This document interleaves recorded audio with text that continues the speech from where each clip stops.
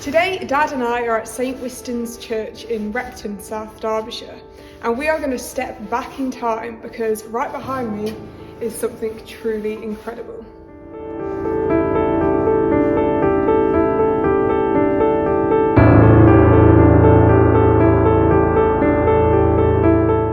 So where have you brought me, Dad? It's a bit dark and gloomy It down certainly there. is. It's a shame it's not a brighter day and a little bit more sunlight in, but we've stepped back in time now to the 7th century. So this is one of the most interesting ancient historic sites in the whole of England, this crypt to St Wystan's Church where we are. In the 7th century, the Kingdom of Mercia was particularly powerful under people like King Offa, King Penda, and King Penda's son, Peter, he was betrothed to marry the daughter of King Oswy of Northumberland, and one of the conditions was he converted to Christianity. Which he did, and obviously then it became a mission centre for the whole of Mercia. So a religious community was founded here at Repton from the middle of the 7th century. It was a community for both men and women, which was quite typical at the time in England, and ruled over by an abbess. And the first abbess was a lady called St Werburgh, and there are two churches in Derby, ancient churches in Derby dedicated to St Werburgh. And it became then a centre of mission. And probably this was initially a baptistry. People could come here and be baptised. But what happened as time went on is it then became a mausoleum for some of the early kings of Mercia. So King Ethelbald in the middle of the 8th century. All these kings have got Ethel at the beginning of it, which means noble, as in the German Adel. Yeah. So it gets very confusing, doesn't it? Ethelbalds and Ethelfliths and all the rest of them. Yeah. But Ethelbald, his bones were buried here. Then at the beginning of the 9th century, Wiglaf and his son Wystan, usually referred to as St Wystan, after the church is named after. And he was a saint. His bones were brought here, and it became a place of pilgrimage. Not for very long though, only for about 20 years, because something rather dramatic happened.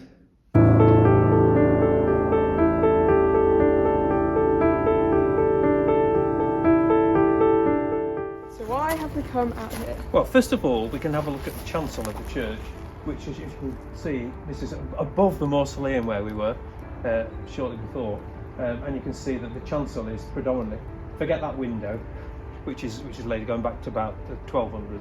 Yeah. But the rest of it is Anglo-Saxon, the chancel completely. So it's a lovely example of an Anglo-Saxon church building. So earlier you told us something dramatic happened. What was that? Well, the Vikings came, didn't they? The Vikings came. The earliest recorded raid by the Vikings that's recorded in the Anglo-Saxon chronicles is the raiding of Lindisfarne Abbey at the end of the 8th century. Yeah, and the Vikings, to start with, that's exactly what they did. They raided. Yeah, they came, they plundered, they went off back again, back to Norway or Denmark. But from the beginning, in the middle of the 9th century, they started coming for longer. They started overwintering. Okay, they didn't want to be travelling in the winter.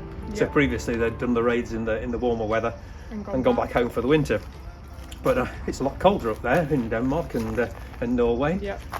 So they started overwintering and bringing larger armies rather than just raiding parties. Now they must have thought, the people here in Repton, they're about as far from the sea as they could be anywhere in England. They didn't expect to get raided by Vikings.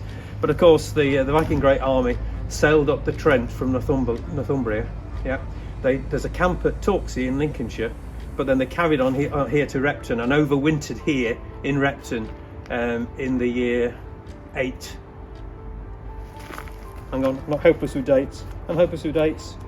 What was the date? 873 to 74. I nearly said 863 and I knew that was wrong. 873 to 874. They overwintered here. Obviously, before they overwintered here, they completely destroyed the community here at Repton. But clearly it was important for them to come here because this was a site of significant political and religious importance. So it's quite significant that they chose to settle here. Yeah. They came up the Trent. The River Trent now is about 3/4 of a mile away from Repton, nearer to the village of Willington. But at that time, it flowed right by Repton.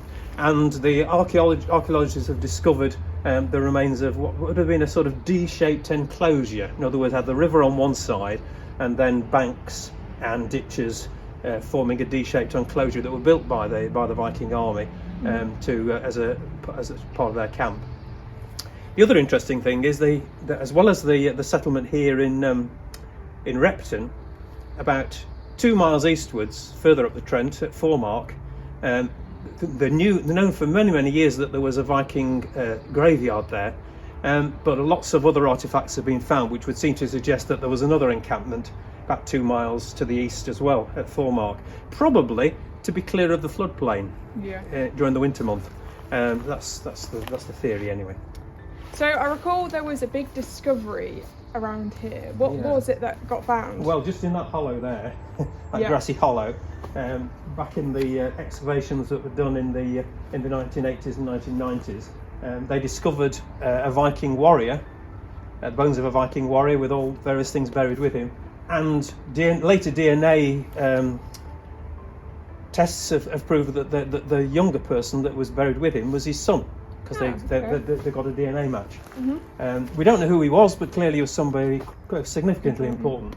And it was quite symbolic, wasn't it, that they buried him here, right by the mausoleum of the kings of Mercia, as though it was a way of saying, right, we're here now. Yeah. We're here now. So why have you brought me to this part of the churchyard? Well, if we look over the wall there, we've got what was the vicarage garden. Yeah.